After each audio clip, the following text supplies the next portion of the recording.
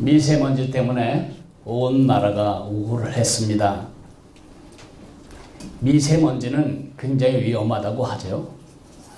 미세먼지는 필터링 할 수 없는 사이즈이기 때문에 우리 혈관 속에 체내에 머문다는 것이 가장 위험한 이유가 된다고 합니다.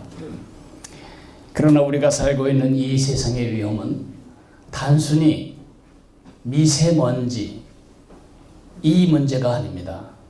지금 우리가 살고 있는 우리 정신세계가 훨씬 더 미세먼지보다 위험합니다.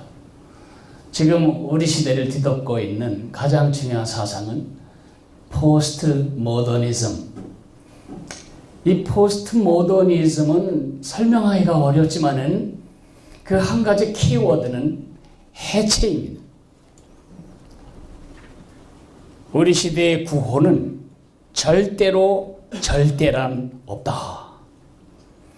절대로 절대란 말을 사용하지 말라.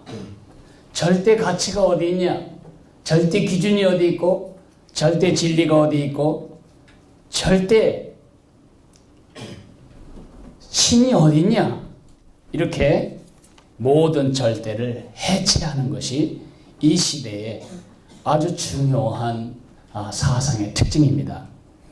이것은 21세기에 나타난 새로운 사상이 아니고 이미 사사기에서도 이런 시대가 있었음을 우리가 알 수 있습니다. 사사기 끝장 끝절에 각자 자기의 소견에 오른 대로 행하였더라 이렇게 말하고 있습니다. 지금 이 세상을 지배하고 있는 몇 가지 사상들이 있습니다. 첫째는 물질주의죠. 물질주의는 많이, 더 많이, 그것이 구호입니다. 이것은 무언가를 많이 가져야 하는 모험이 그 가치입니다. 두 번째는 개인주의입니다. 나부터, 나 먼저, 가치는 나만입니다. 철저한 이기주의로 향하고 있습니다. 세 번째 향락주의입니다. 구호는 노세, 모두가 다 즐거움을 찾아 흘러가는 듯 싶습니다. 가치는 즐김입니다. 네 번째 실용주의입니다. 실용주의란 나의 기쁨이 되고 나의 도움이 된다면 무엇이든지 가치 있고 나에게 도움이 되지 않는다면 그것이 진리라도 가치가 없는 내 마음대로 내 뜻대로가 그 구호이고 내 마음이 그 가치라고 말할 수 있겠습니다. 다섯 번째는 자연주의입니다. 이 세상 모든 것이 다 우연히 생긴 거지 하나님이 어디냐 이것이 구호이죠. 마지막으로는 인본주의입니다. 내게 하나님이 있다면 바로 나 자신이다. 그래서 가치는 내가입니다. 물질주의, 개인주의, 향락주의, 실용주의, 자연주의, 인본주의. 주의자를 붙이니까 굉장히 어려운 말인 것 같지만 이게 실상 이 시대를 끌고 가는 중요한 가치의 대표 주자들입니다. 이 그림처럼 여러 마리의 사자들이 한 마리의 버팔로를 잡는 것처럼 이 모든 가치들은 한 가지를 목표하여 지금 방향을 통일하고 있습니다. 예수님 당시에 10개의 정파가 예루살렘 유대 지역에 서로 다투며 경쟁하며 존재하고 있었습니다. 반정권파, 친정권파 이런 10개의 정파들이 서로 물고 싸웠지만은 이 10개의 정파들이 하나로 통일되는 시점이 있었습니다. 그때가 언제죠? 예수님을 십자가에 못 박을 때. 예수님을 죽이는 일에 이 10개의 정파가 한 마음 한 뜻이 된 것처럼 이 시대를 덮고 있는 물질주의, 개인주의, 향락주의, 실용주의, 자연주의, 인본주의 이런 모든 사상들은 한 가지를 겨냥하고 있습니다. 절대를 제거하는 것입니다. 우리 속에서 절대 기준, 절대 가치, 절대 원리가 되시는 하나님을 없애버리는 것입니다. 우리가 영어를 처음 배울 때 이런 단어를 하나 배웠습니다. A. 이것은 여러 개 중에 하나를 말합니다. 그런가 하면 정관사 더는 딱 하나밖에 없는 걸 말합니다. The sun, 해, the moon, 달. 우리 시대의 가장 중요한 공격은 이겁니다. 더를 없애고 모든 것을 A로 바꾸는 것입니다. 절대를 없애버리는 것이죠.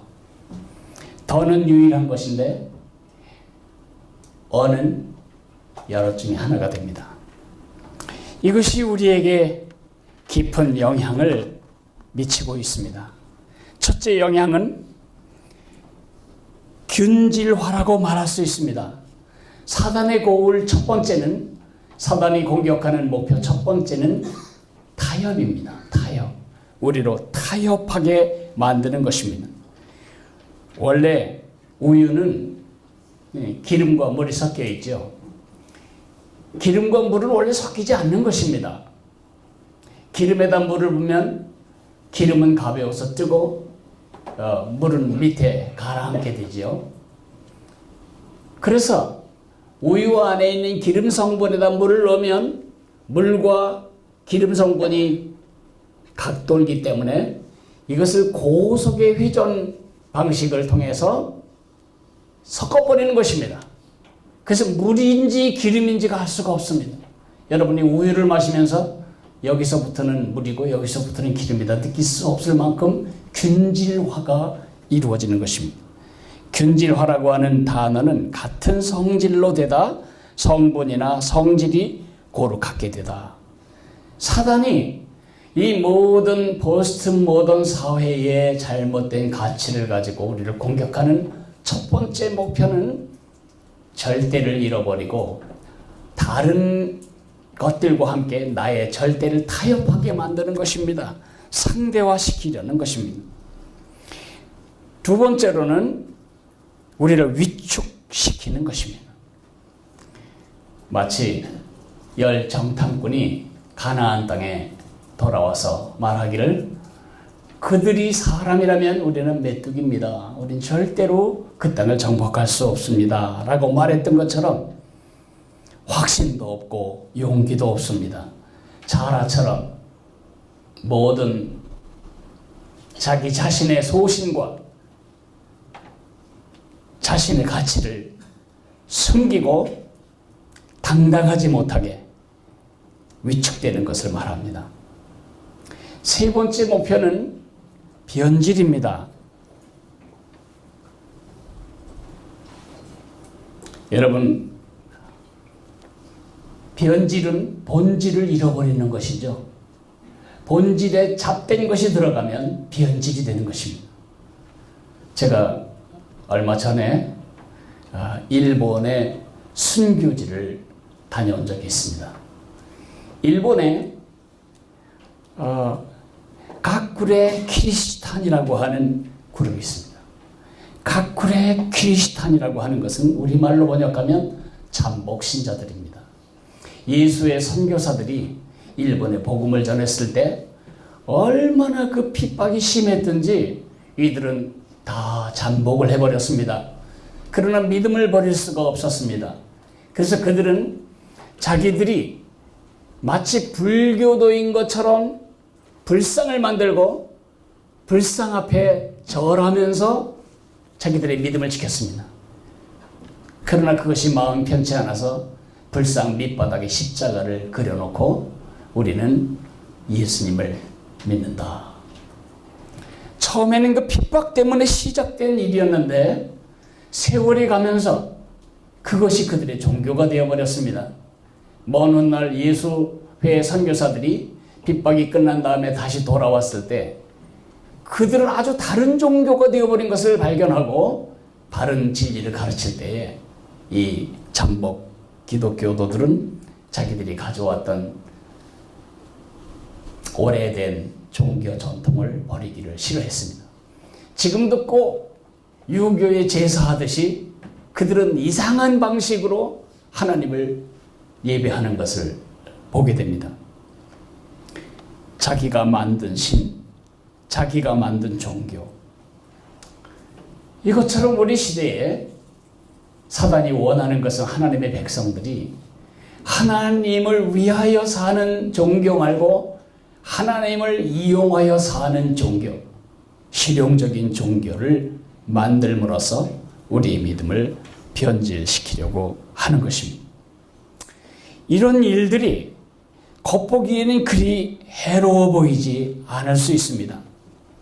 그러나 이것은 심각한 일이 아닐 수 없습니다. 서양에는 나무로 집을 많이 짓는데 이 나무집이 겉보기에는 아주 멀쩡합니다. 해마다 페인트 칠을 하기 때문에 겉모습은 굉장히 깨끗해 보이는데 문제는 이 흰개미가 한번 들어가서 정착하면 온갖 목재의 결을 따라서 구멍을 뚫어버리기 때문에 그 집은 약간의 충격에도 완전히 와해되고 마는 것입니다. 우리가 이런 믿음, 조그마한 불편도 견디지 못하고 주님을 떠나는 믿음, 조그마한 손해도 감당하기 어려운 이런 연약한 믿음을 갖게 되는 가장 중요한 이유가 바로 이러한 변질이라고 말할 수 있습니다. 이것은 우리가 지금 처음 당하는 일이 아니고요. 성경에 나오는 북왕국 이스라엘의 한 시대와 아주 흡사합니다. 931년 BC 남왕국과 북왕국이 갈라졌죠. 북왕국의 왕 여로보암은 북왕국에 있는 하나님을 경외하는 백성들이 자꾸 남왕국 예루살렘에 가서 예배하고 그리고 하나님을 사모하고 그래서 예루살렘에 가면 거기 머물게 되고 글로 넘어가게 되고 이런 문제를 정치적으로 막아내기 위하여 무슨 일을 했냐면 단과 베델의 우상 황금 송아지로 만든 여호와를 만들어 놓고 아무나 원하면 약간의 수수료만 내면 자격증을 주어서 제사장을 삼고 자기들 나름대로 예루살렘에 하나님을 예배하는 성전과 비슷한 구조와 제도의 종교지들을 확립한 다음에 그곳에서 예배를 하게 만들어 버렸습니다. 처음에는 그렇게 많이 달라 보이지 않았는데 날이 갈수록 그 차이가 심해지고 정적, 영적 변질이 심해져가고 있었습니다.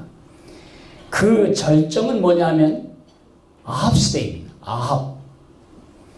아합은 이세벨이라고 하는 시돈의 공주와 결혼을 하게 됩니다. 이 시돈 땅은 바알과 아세라의 아주 중심 숭배지죠. 이 중심지에서 온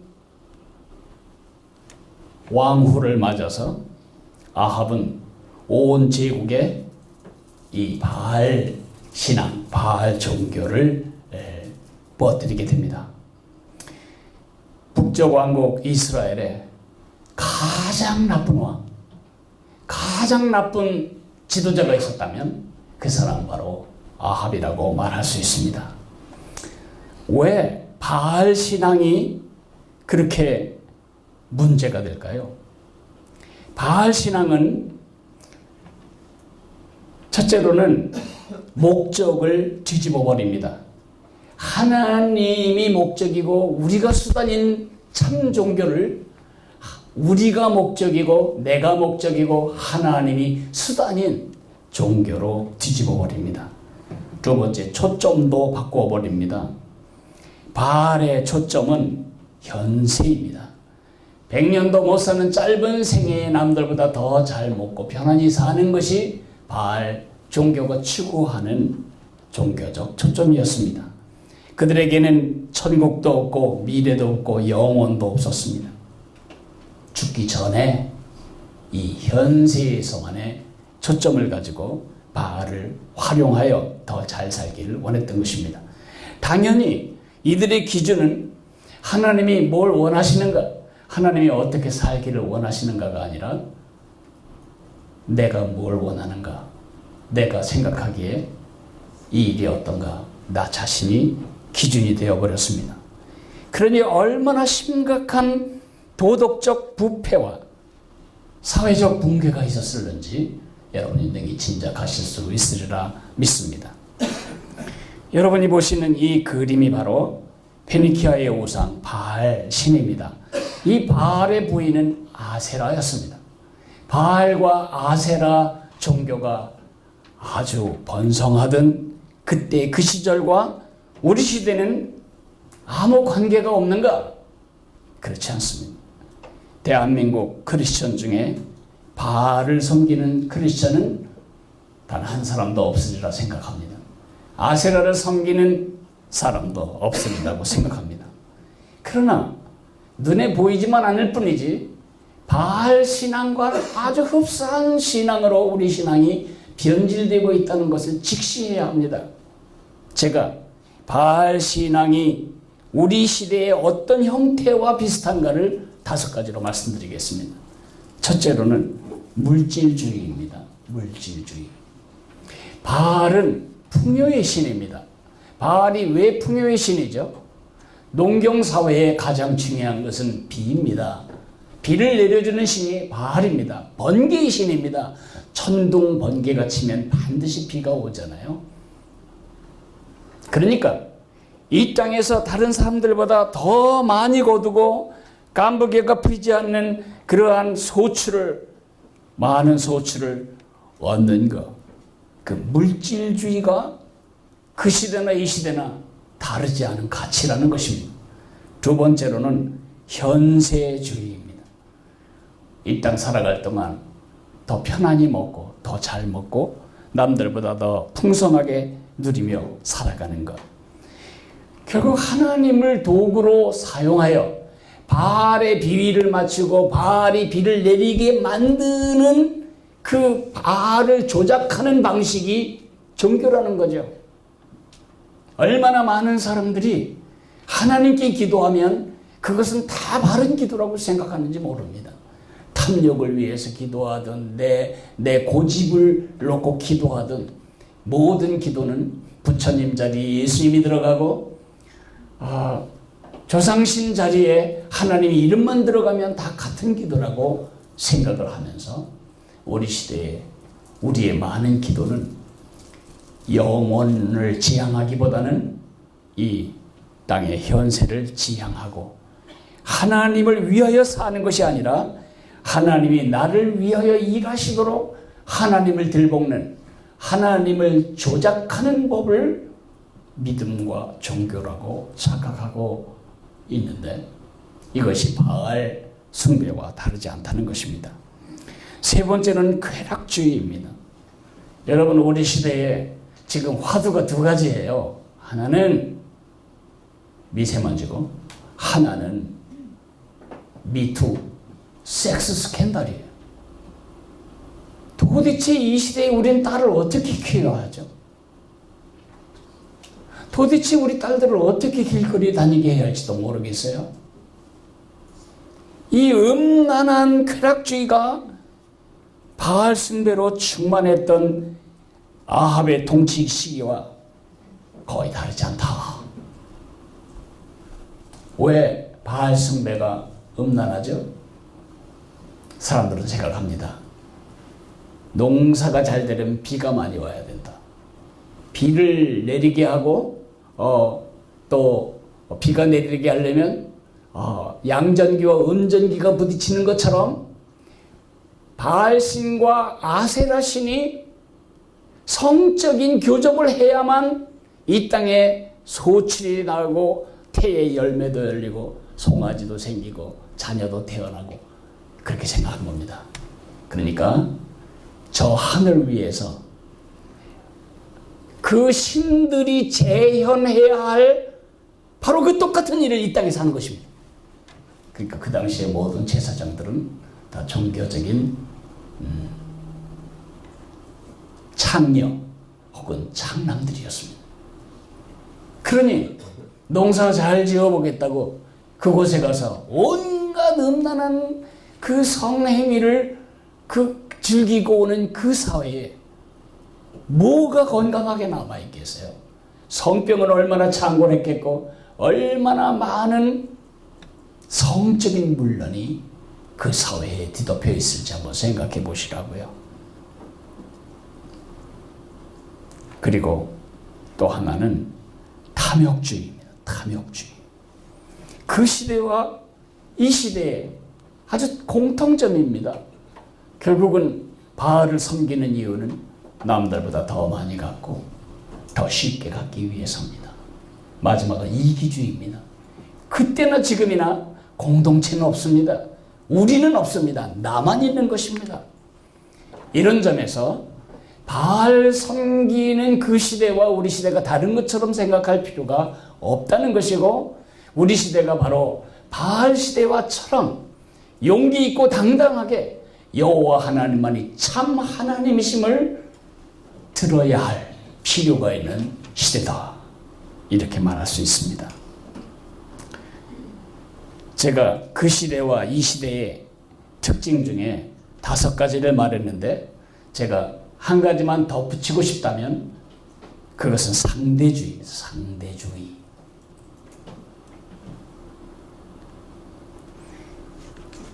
그 시대나 이 시대나 문제는 이거냐 저거냐, 어떤 것을 택할 거냐 어떤 것을 버릴 거냐의 문제가 아니었습니다. 문제의 핵심은 뭐였냐면 both and. 문제의 핵심은 이것도 저것도입니다. 이것과 함께 저것도, 이것에 대하여 저것도. 누이 좋고 매부 좋고 그런 말이 있죠. 어떤 일을 할까요? 바알도 섬기고 하나님도 섬기는 것입니다. 과거 이집트에서 우리 민족을 건져주신 분은 분명히 여호와 하나님이십니다. 근데 오늘 이 땅에서 잘 먹고 잘 살기 위해서 우리가 의존해야 할 신은 바알입니다. 이 둘을 같이 섬기는 것입니다. 루이도 좋고 매부도 좋은 믿음. 7,000명의 바알에게 무릎 꿇지 않은 그러한 신실한 사람이 남아져 있었지만, 이들도 다 숨도 못 쉬고 당당하게 나설 용기를 잃은 채 숨어 있었습니다. 결국 이 시대에 그 시대상은 뭐냐? 타협과 위축과 변질이었습니다. 타협, 지성적으로 절대 기준을 상실한 겁니다. 감성, 자존감을 상실한 것입니다. 난 하나님의 백성이다. 유일하신 참 하나님의 백성이다. 이런 영적 자존감을 상실한 겁니다. 남보다 적게 가질 때 한없이 서글프고, 남들보다 조금 좋은 것을 가질 때 한없이 우월하고, 이런 썩은 자존감이 이스라엘 백성들의 문제였습니다. 의지적으로는 변질되는 것입니다. 이들은 거룩을 상실하고 구별됨을 상실하게 되었습니다. 그 시대나 이 시대나 정말 그리운 것이 동일합니다. 당당하다라는 형용사. 그 시대나 이 시대나 정말 필요한 것은 당당하다. 여호와가 하나님이심을 바르게 믿고 당당하게 그 믿음을 보여주며 살아가는 그 당당함이 그 시대나 이 시대나 그립습니다. 당당하다는 말을 사전에서 찾아보면 사람이나 그 입장이나 태도가 남 앞에 내세울 만큼 떳떳하고 정대하다. 사물의 존재나 그 움직임이 균형 잡히고 번듯하다. 이렇게 말하고 있습니다. 그러면 그 시대에 이렇게 당당한 사람은 누구였을까요? 엘리야였습니다. 엘리야는 삶으로 그리고 행동으로 사람들이 부정관사 A로 전락해버린 하나님에 대한 믿음을 더 정관사 더로 뒤집은, 시대를 구한, 세상을 구한, 하나님의 백성들의 믿음을 구한 영웅이었습니다. 여호와 하나님만이 참 하나님이시다. 어떻게 이 엘리야는 병든 민족과 병든 사회를 구할 수 있었을까요? 제가 신조어 하나를 만들어 보았습니다. 이것이 유행이 될지 안 될지 그건 제게 관심이 없습니다. 엘리야하다. 영어로 엘리야잉, 엘리야하다. 엘리야는 명사입니다. 고유명사인데 거기다가 하다라고 동사를 붙인다면 엘은 뭐죠? 하나님이라는 뜻입니다. 야는 여호와란 말입니다. 합쳐서 여호와만이 하나님이시다. 여호와만이 떡하시다. 유일하고 참되신 하나님이시다. 그것을 ing 하다. 엘리야처럼 당당하게 여호와만이 참 하나님이심을 행동으로 보여주다. 그것을 저는 엘리야 하다라는 신조어로 표현하고 싶습니다. 그러면 그 시대에 엘리야가 그랬듯이 이 시대에 우리는 어떻게 해야 할까요? 하나님은 우리가 엘리야 하기를 원하십니다. 여러분이 엘리야 하는 삶을 살면서 엘리야 하는 사람들을 세워내기를 하나님은 바라십니다. 이런 이야기를 들을 때 얼른 아멘이 안 되는 이유는 경상도 사투리에 이런 말이 있기 때문입니다. 워대예.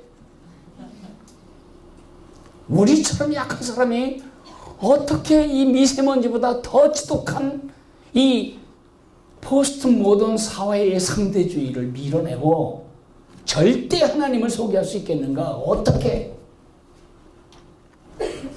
야고보서 5장 17절이 우리에게 큰 격려가 됩니다.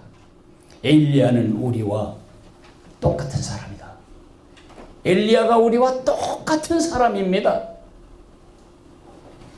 손가락질 하나에 가슴이 뚫려버리는 사람, 비난하는 말 한마디에 박삭 주저앉는 사람, 누가 날 해치겠다 하면 차라리 죽고 싶은 사람, 여러분과 나와 엘리야가 같은 사람입니다. 그럴지라도 엘리야는 여호와 하나님만이 참 하나님이심을 그의 행동과 삶으로 보여준 하나님의 사람이었습니다. 하나님은 이 시대에 여러분과 제가 그런 사람으로 살아내기를 기대하십니다. 그래서 2019년 여름 성경학교 주제는 여호와만 참 하나님이시다. 제가 부제를 붙인다면 엘리야처럼 당당하게 여호와만이 참 하나님이심을 드러내라, 보여줘라. 각과의 내용을 간결하게 제가 요약을 해드리겠습니다. 제1과는 하나님이 나를 보내셨어요. 중심 개념이 뭐냐 하면 우리의 시대적 사명과 책임을 말합니다. 베드로전서 2장 9절에 이는 너희를 어두운 데서 불러내어 그의 기이한 빛에 들어가게 하신 이의 아름다운 덕을 선포하게 하려 하심이라고 말하고 있습니다. 여러분과 내가 구원받은 이유가 뭐냐? 이는 여러분과 내가 하나님의 백성이 된 축복과 특권의 목적이 뭐냐? 이는 뭐 하라고요? 세상에 나가 그분만이 구주 되심을, 그분만이 참 왕이 되심을 삶으로 행동으로 보이게 하기 위해서라는 것입니다. 그래서 주제는 여호와만 참 하나님이심을 보여주도록 하나님이 나를 세상 가운데 보내셨음을 알게 해 주어야 한다. 이것이 일과의 가장 중요한 메시지입니다. 일과를 천재지변 때문에 일과를 10초에 다 가르치고 끝내야 된다면 이렇게 하면 됩니다. 여호와만이 참 하나님을 보여주도록 하나님이 나를 세상에 보내셨어요. 그 한마디의 문장을 아이들 가슴속에 깊이 새겨넣는 일이 일과의 과제입니다. 포인트. 아이들 마음속에 쏙 박혀 들어가서 빠져나오지 못하도록 전달해야 할 포인트는 하나님이 나를 세상 가운데 보내셨음을 알아라. 나를 세상 가운데 보내셨음을 알라는 것입니다. 여러분과 나는 그 세상 속에 살았습니다. 특별히 중간에 예수님을 믿은 저 같은 사람에게 이 말은 너무너무 감동스러운 말입니다. 저는 하나님이 있는지도 몰랐습니다. 수많은 신들 중에 기독교인들이 믿는 신이 하나 있는 줄 알았습니다.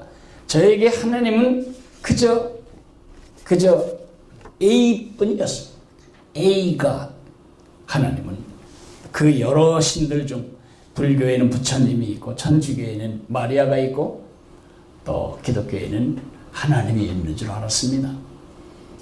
그 A갓을 더 갓으로 만드신 주의 은혜, 세상에서 부름을 받았습니다. 우리가 세상에서 부름받은 이유는 세상으로 보내기 위해서입니다. 엘리야는 엘 하나님, 여호와가 하나님이라는 것을 그의 삶과 행동 전체로 헷갈리고 있는 이스라엘 백성들에게 보여주기 위해 부름을 받았습니다. 이것은 사실 이스라엘 온 민족 공동체의 소명과 같습니다. 이스라엘 백성들은 왜 이집트에서 구원받았죠? 세계 만민의 제사장 나라가 되기 위해서입니다. 제사장 나라란 무슨 뜻일까요? 하나님과 이 세상에 있는 나라들 사이에 다리를 놓기 위한 민족이라는 뜻입니다.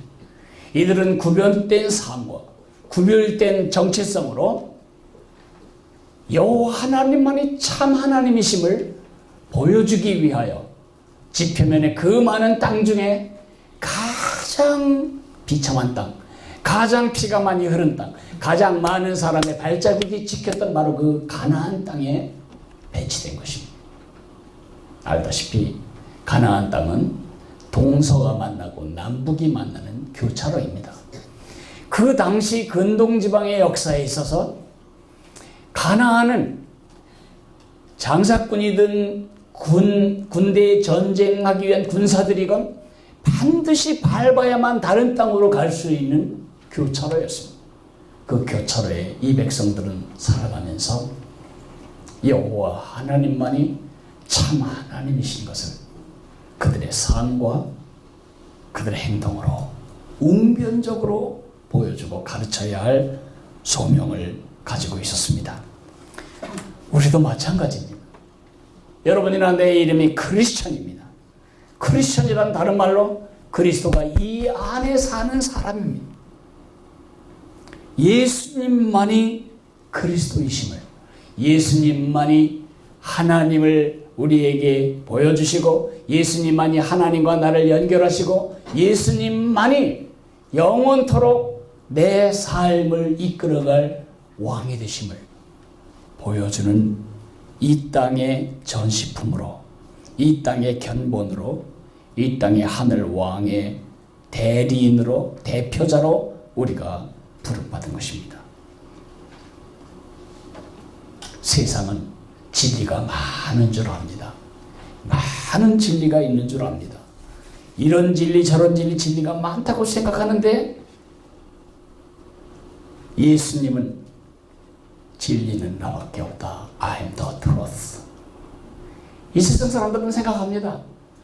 천국이 있다면 천국, 극락이 있다면 극락, 이 다음 세상에 좋은 곳이 있다면 좋은 것, 어느 곳이 되었든 그곳에 갈 길은 여러 가지가 있는데 그 중에 한 길이 예수님을 믿는 거다. 예수님은 고개를 가로지으십니다. 가로지으시면서 I am the way. 나만이 그 길이다. 나 이외에는 길이 없다고 독선적으로, 독단적으로 확실하게 말씀하셨습니다. 세상은 생명을 얻는 길이 많이 있다고 생각합니다. 그 중에 하나의 생명이 영적 생명이라고 생각합니다. 그렇지 않습니다. 그 생명이 무엇이든 생명은 하나뿐이고 그 생명은 예수님께로부터 오는 것입니다. 우리가 그 사실을 우리의 삶과 우리의 행동으로 세상 속에 보이게 하기 위하여 하나님은 우리를 이 세상에 보내신 것입니다. 여러분이 속한 가정, 여러분이 속한 가문, 여러분이 속한 학교, 여러분이 속한 직장, 그것은 단지 여러분이 살기 위한 어쩌다가 만난 여러분의 삶의 좌표가 아닙니다. 그 좌표는 하나님의 축복이 여러분을 통해 그들 속에 물들여지기 위한 하나님의 계획 속에서 박아진 축복의 파이프 같은 그런 좌표입니다. 우리는 세상에서 부름받았지만 하나님이 누군지 모르는 세상 속에 여호와만이 참 하나님이심을 우리의 삶과 행동으로 전인격으로 보여줄 책임과 사명 때문에 우리는 이 땅에 남겨져 있습니다. 그 사실을 우리도 알아야 하고 우리 어린 제자들도 알아야 합니다. 그것이 일과의 메시지입니다. 제2과로 넘어가겠습니다. 제2과는 하나님을 굳게 믿어요. 확신에 관한 것입니다. 1과가 사명에 관한 것이라면 2과는 확신에 관한 것입니다. 여러분, 우리가 사명을 감당하지 못하는 이유는 확신이 없기 때문입니다. 엘리야가 여호와만이 참 하나님이신 사실을 보여주기 위하여 준비되어야 할 첫 번째 일이 있었는데 그것은 여호와만이 참 하나님이심을 자기가 먼저 확신하게 되는 작업이 먼저 필요했습니다. 그래서 제2과가 그 이야기를 하고 있는 것입니다. 제2과는 참 하나님에 대한 확신입니다. 주제는 하나님의 말씀을 따르는 훈련을 통해 하나님만 참 하나님이심을 굳게 믿는다. 포인트는 아주 짧습니다. 하나님을 굳게 믿으라. 확신, 굳게 확 믿으라. 신, 하나님께 대한 확신이라고 말할 수 있습니다. 여러분, 왜 하나님은 엘리야를 그리시네로 보내실까요? 3년 반 동안 비가 오지 않을 때 물 먹을 것이 없어요. 그리시네에 남아있는 졸졸 흐르는 그 아주 작은 물을 마시며 살았어요. 거기에는 밥이 없죠. 까마귀가 그때마다 그가 먹을 것을 물어줬어요. 근데 그나마 의존하던 그리시네의 물도 싹 말라붙자 그는 어찌할 바를 몰랐어요. 그런데 사렙다 과부에게로 가라고 말씀하셨고 그 이방 과부, 이방인에다가 과부, 가난뱅이 마지막 떡 구워 먹고 죽기를 원하는 그 아무것도 없는 알량한 집에 엘리야를 보내서 기적적으로 그 가족들과 자기의 생명을 연장할 수 있는 공급을 받게 하셨죠. 그 아들이 죽었어요. 엘리야가 하나님께 기도할 때 그 아이가 살아났다고요. 왜 이런 과정을 엘리야는 통과해야 했을까요? 그리시네의 물을 마실 때 여호와만이 참 하나님이시다. 말씀하신 대로 기근이 시작되었구나.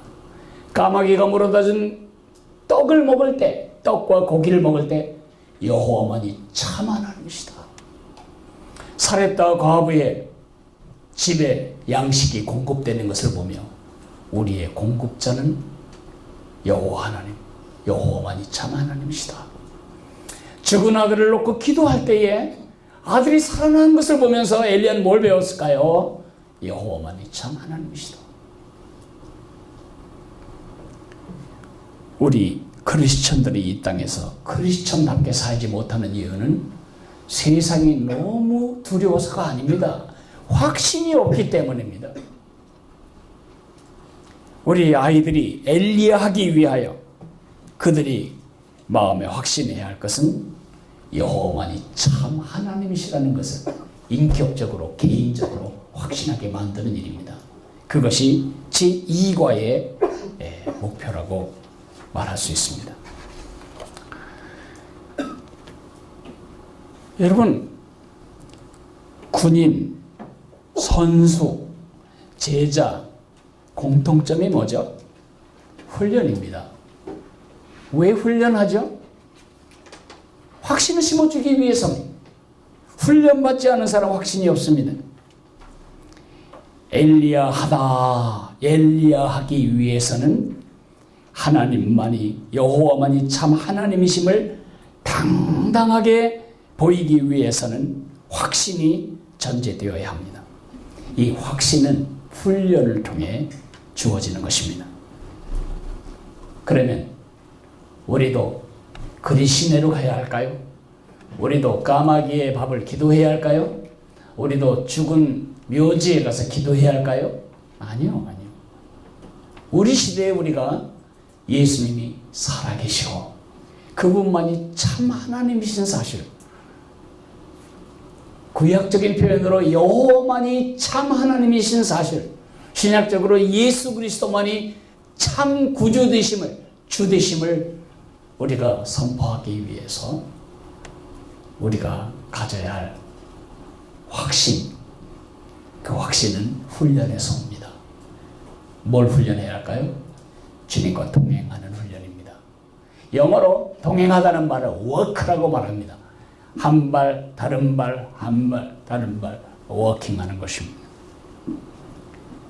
주님과 동행할 때에 필요한 주님과 동행하는 훈련을 통해 우리는 예수님을 더 깊이 알고 더 사랑하고 더 가까이 따르게 되는 것입니다.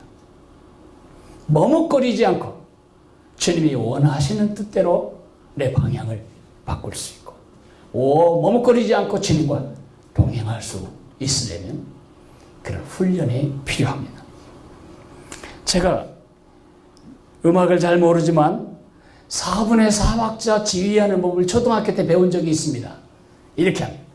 하나, 둘, 셋, 넷. 그죠? 그러면은 거기에 맞춰서 사람들이 박자 맞게 노래할 수 있겠죠. 제가 여러분에게 4분의 4박자 훈련 과목을 가르쳐 드리겠습니다. 엘리야처럼 한다는 것이 이 시대에 어떻게 하는 것인가? 엘리야처럼 한다는 것은 기적을 경험하고 기적을 요구하는 게 아닙니다. 엘리야가 받은 훈련은 뭐죠? 말씀하실 때 말씀을 듣고 순종하는 것이고 주님께 의지하고 주님께 기도하고 주님을 의지하는 것이었습니다. 이렇게 하겠습니다. 말씀에 순종하고 기도로 의지한다. 자, 4분의 4박자에 맞춰서 노래를 불러야 됩니다. 곡절은 없습니다. 박자만 맞으면 됩니다. 시작. 말씀에 순종하고 기도로 의지한다. 지금 잘 안 맞았어요. 다시 시작. 말씀에 순종하고 기도로 의지한다. 제가 생각해 보니까 그게 좋다는 것이 아니고 엘리야가 이 가뭄 3년 반 동안에 훈련했던 과목이 뭐죠? 하나님 말씀에 순종하고 기도로 그 하나님을 의지하는 것이었습니다. 똑같은 훈련이 우리 아이들에게 그리고 여러분에게 필요합니다. 이 말씀에 순종하고 기도로 의지하는 법을 배우지 못한 사람은 예수님만이 공급자시다, 예수님이 지금 살아계시다, 예수님을 따르는 것만이 행복이다, 그런 말 못해요. 확신이 없어요. 제 3과로 넘어가겠습니다. 제 3과는 하나님을 당당하게 드러내라는 것입니다. 개념은 뭐냐면 참 하나님을 드러내라. 가리지 말고 숨기지 말고 수줍어하지 말고 민망해하지 말고 은폐하지 말고 아닌 척하지 말고 밥 먹을 때 누가 뭐라고 그럴까 봐 눈 뜨고 기도하지 말고 네 믿음을 드러내라. 여호와 하나님만이 참 하나님이심을 당당하게 드러내라는 것이 3과의 주제입니다. 하나님을 당당하게 드러내라. 하나님을 당당하게 드러내라. 여러분, 엘리야가 어떤 일을 했죠? 2가지 도전을 합니다. 첫째 도전은 400명, 450명 합쳐서 850명의 바알과 아세라 선지자들을 갈멜산으로 불러 올릴 것입니다. 그리고 1대 850의 대결전을 벌인 것입니다. 이 싸움의 목표가 뭐죠? 여호와만이 참 하나님이심을 보이는 것. 우리 백성들을 다 모아놓고 그 중에 선수들이 모였습니다. 1대 850입니다. 850에게 먼저 기회를 줍니다. 여기에 짐승을 잡아놓고 기도해라. 응답하는 그 신이 참 하나님이시다. 그렇게 말할 때 그들이 오후가 늦어지도록 기도했지만 응답되지 않자 칼로 몸을 상하며 이 미치광이 같은 열정으로 기도해도 응답이 되지 않습니다. 응답이 안 된 이유는 무엇일까요? 기도가 부족해서인가요? 아니에요. 참신이 아니니까요. 반대로 자기 제단에 물을 쏟아부어서 쏟아붓고 또 붓고 더 부어서 옆으로 판 도랑에 물이 흥건히 흘러내려갈 때까지 물을 부어서 나무가 다 젖어 인간적인 상식으로는 불이 붙을 수 없는 상태를 만들어 놓고는 하나님께 기도할 때 하나님께서 불로 응답하십니다.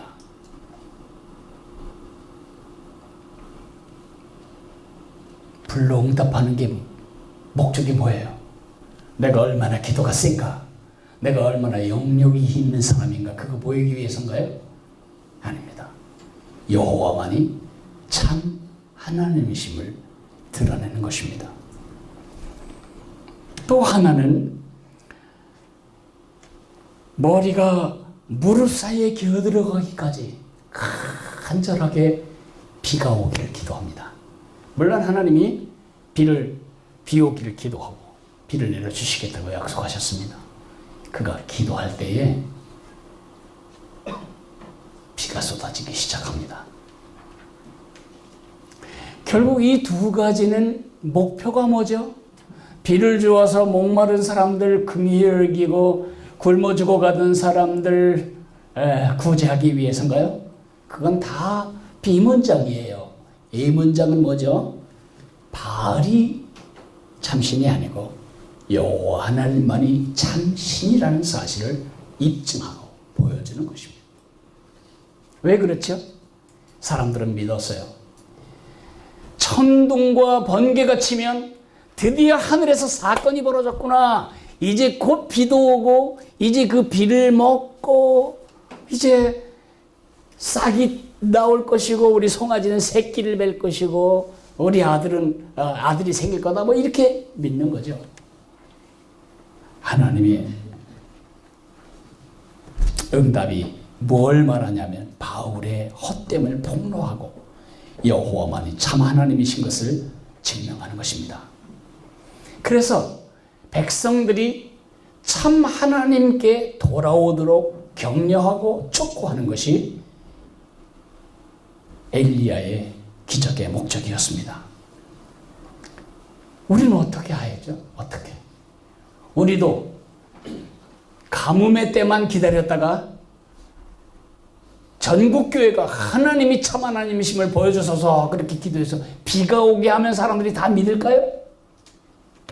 안 믿어요. 미세먼지 싹 물러가게 했던 한국교회가 40일 합심기도회를 해서 미세먼지가 진짜 없어졌다면 사람들이 기독교의 하나님이 살아계신 하나님이라고 믿을까요? 안 믿어요. 나 불신자 출신이에요. 나 같으면 이렇게 말하겠어요. 다 때가 되니까 비도 오는 거고 때가 되니까 물러간 거지. 무슨 기도까지. 그럼 우리는 어떻게 해야죠? 그 당시 엘리야는 그런 불을 끌어내리고 피가 쏟아지는 것으로 그 입장에서 그 상황에서 하나님이 참 여호와가 하나님 참 하나님이심을 드러냈다면 우리는 어떻게 해야 돼요? 우리는 바른 기준으로 살아야 돼요. 바른 기준. 네. 우리는 물컹물컹한 문어처럼 살면 안 돼요. 우리는 대왕 문어가 되기 위해서 기쓰면 안 돼요. 우리는 어려도 늙어도 우리는 뼈가 있는 사람으로 살아야 돼요. 우리에게는 삶의 기준이 있다고요. 그 기준이 뭐예요? 십계명이죠. 하나님을 사랑하고 이웃을 사랑하는 것은 막연한 것이 아니에요. 하나님을 사랑하고 이웃을 사랑하는 그 방법은 바로 십계명에 다 명문화되어 있어요. 우리 아이들이 정말 크리스천이라면 십계명이 매일 그들 입에 외워져야 돼요. 십계명을 외움으로 하나님 백성이 되기 위해서가 아니고 하나님의 백성이 되었기 때문에 그 삶을 드러내는 그 삶의 길이 십계명이기 때문에 바른 기준과 두 번째 바른 태도가 필요해요. 예수님을 왕으로 모신 바른 태도, 겸손. 우리는 항상 그 왕에게 물어야 해요. 감사. 우리는 모든 삶을 주장하시고 허락하신 그분이 바로 하늘 왕이심을 생각하며 범사에 감사해야 해요. 겸손하게 쉬지 말고 기도하면서 동시에 범사에 감사해야죠. 그리고 우리는 순종적이어야 해요. 굴종적이 아니에요. 우리는 모든 것에 다 순종하지 않아요. 하나님의 진리와 어긋날 때 우리는 분연히 반항하며 싸우지만 하나님의 진리 안에 있는 부분에 대해서는 언제나 순종적이어야죠. 기뻐하는 것. 하늘 왕의 백성이 보여줄 수 있는 이 시대의 가장 중요한 증거는 뭐죠? 기쁨이에요. 사람들은 늘 우그리고 살고 쭈그리고 살아요. 미세먼지만 일주일 계속돼도 맨 말이 우울하다. 우리 미세먼지 속에서도 기뻐해야 돼요. 실패 속에서도 기뻐하고 좌절 속에서도 기뻐하고 고난 속에서도 기뻐하고 세상에 흉내낼 수도 없는 살아계신 예수님의 증거죠. 이 안에 예수님 계신 증거가 이렇게 항상 기뻐하고 쉬지 말고 기도하고 범사에 감사하는 아주 다른 태도로 드러나야 한다. 여러분, 칼이 잘 드는지를 말로 설명할 필요가 없어요.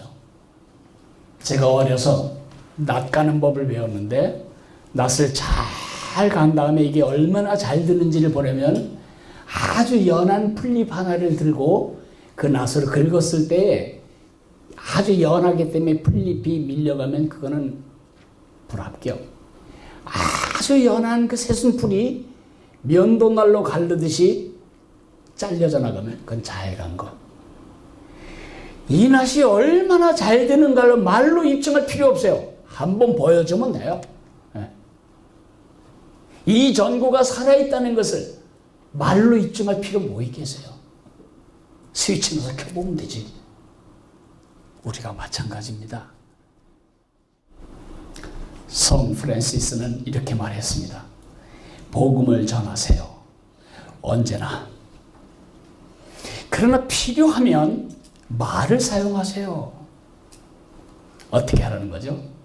여호와가 참 하나님이신 사실을 세상이 가장 잘 배우게 하는 방법은 들려주는 게 아니고 보여주는 거다.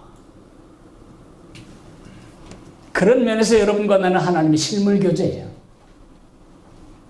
여러분 얼굴은 굉장히 중요한 전도지고요. 심각하게 살지 마세요.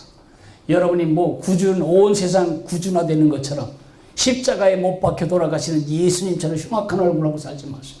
그건 그분이 다 담당하셨어요. 기뻐하고 평강이 넘치는 그런 인격과 삶과 행동으로 보여줘야 합니다. 그것을 아이들에게 가르치고 그것을 우리 삶으로 가르쳐야 합니다. 마지막 과입니다. 제 4과는 힘주시는 하나님만 의지하라는 것입니다. 중심 개념은 참 하나님을 의지함, 하나님만 의지함. 주제는 하나님이 힘주신 분이심을 알고 하나님을 의지하며 나가라. 힘주시는 하나님만 의지하고 나가라. 이것입니다. 여러분, 저는 열왕기상 19장이 기록되어 있음을 너무 감사해요.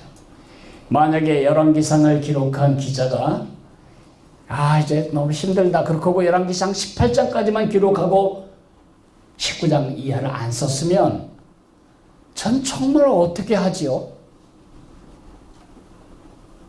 나는 죽었다 해도 엘리야 같은 사람은 못 된다.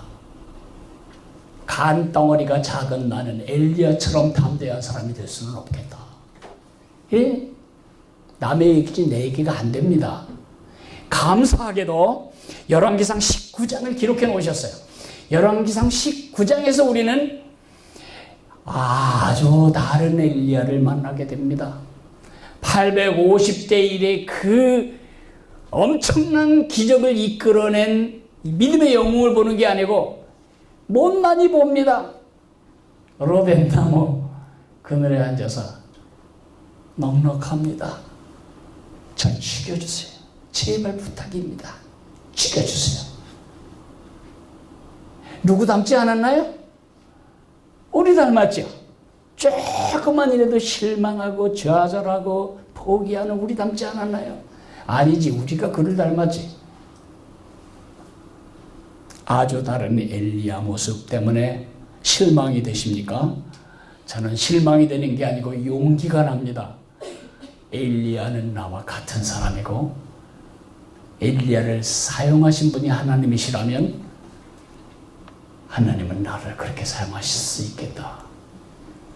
오늘 우리가 보는 엘리야는 엘리야의 망가진 모습이 아니라 엘리야의 매널, 화장 안 한 맨 얼굴의 모습을 보는 것입니다. 그가 실망하고 두려워하고 도망치고 자기 연민에 빠져서 나 차라리 죽고 싶어요 라고 말한 이 모습이 엘리야의 본래 얼굴입니다. 그러면 지금까지 있었던 건 뭐죠? 하나님이 그 안에서 그를 통해 일하신 겁니다. 하나님은 그의 힘으로 그의 종을 붙드시고 사용하셨습니다. 하나님은 엘리야를 먹이십니다. 천사의 음식을 먹이십니다. 먹이고 재우고 특별한 음식과 특별한 휴식으로 먹이고 재우시더니 40일 동안을 자지도 않고 뛰어서 호렙산까지 가게 됩니다. 거기서 하나님은 실망한 엘리야에게 실망하지 마라. 너 나만 나 혼자만 그러는데 7,000명이나 남겨두었다. 그리고 내가 지금 이세벨 때문에 이게 뭐야 난 죽을 목숨 다해서 했는데 아직도 원뿌리는 그냥 살아있네. 그런 소리 하지 마라. 하사엘이라고 하는 사람이 예후라고 하는 사람이 아합집을 완전히 다 쓸어내거다. 그리고 네 후계자로 엘리사를 세우거라. 그렇게 새로운 사역이 이어질 소망을 주셨어요. 그리고 얼마 있다가 엘리야를 어떻게 하셨죠? 죽이셨어요? 아니고 죽음을 보지 않고 하늘로 들려올리셨어요. 와, 베드로가 장담합니다. 예수님, 좀 서운하네요. 너희들이 다 나를 버릴 거다. 글쎄요, 이 사람들은 다 버릴 수 있을지 모릅니다. 그러나 나는 아닙니다. 내가 누굽니까? 나 장학생 아닙니까? 예수님이 너희는 나를 누구라 하냐? 그럴 때 주는 그리스도시요 살아계신 하나님의 아들입니다. 띵동 땡동.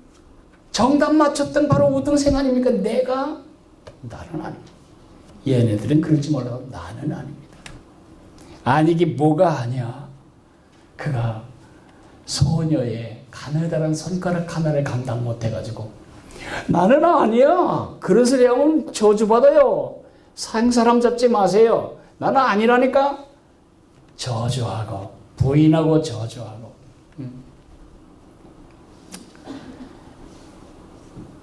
그랬던 베드로 어떻게 됐죠?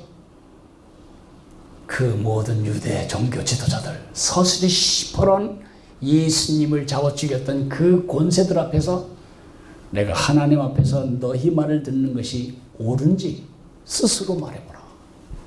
담대한 하나님의 사람이 되었어요.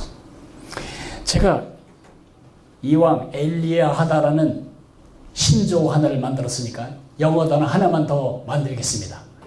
impossible. impossible은 불가능하다는 말인데 h를 앞에 붙이면 기가 막힌 단어가 됩니다. impossible. impossible 그렇게 읽어야 되지만 impossible은 맨 앞에다 강세를 둬야 돼요. impossible. 그러면 될 수 있다. 베드로가 그랬고 엘리야도 그랬듯이 우리도 그랬습니다. 착각하지 않아야 합니다. 수술장갑이 가로되 내가 오늘 사람 둘이나 살렸어. 그 말은 맞지 않아요. 수술장갑은 사람 살릴 수 없어요. 수술장갑은 맹장수술 못하고요. 수술장갑은 허파수술 못해요. 누가 했죠? 그 손 안에 들어간 의사 전문의가 그 일을 한 거죠. 의사 선생님이 손이 없이 맹장 수술할 수 있는 장갑은 없습니다. 똑같이 하나님은 고무장갑 같은 엘리야 속에 그의 능력의 손을 넣으셔서 그 시대를 뒤집으셨습니다. 그 연약한 임파서블 베드로 속에 그의 손을 넣으셔서 임파서블하게 하셨습니다. 하나님은 여러분과 내 속에서 그 일을 이루기를 원하시는 것입니다.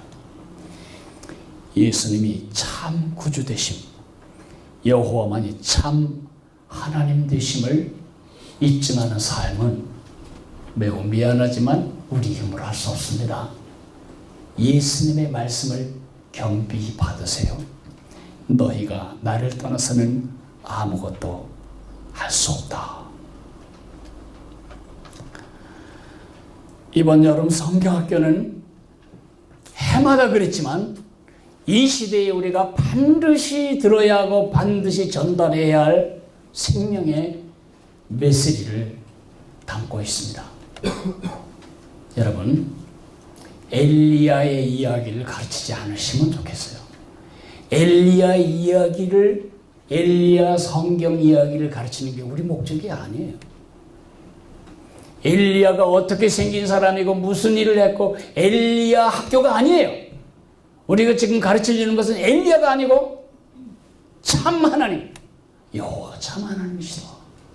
예수 그리스도 그분만이 참 구주시다.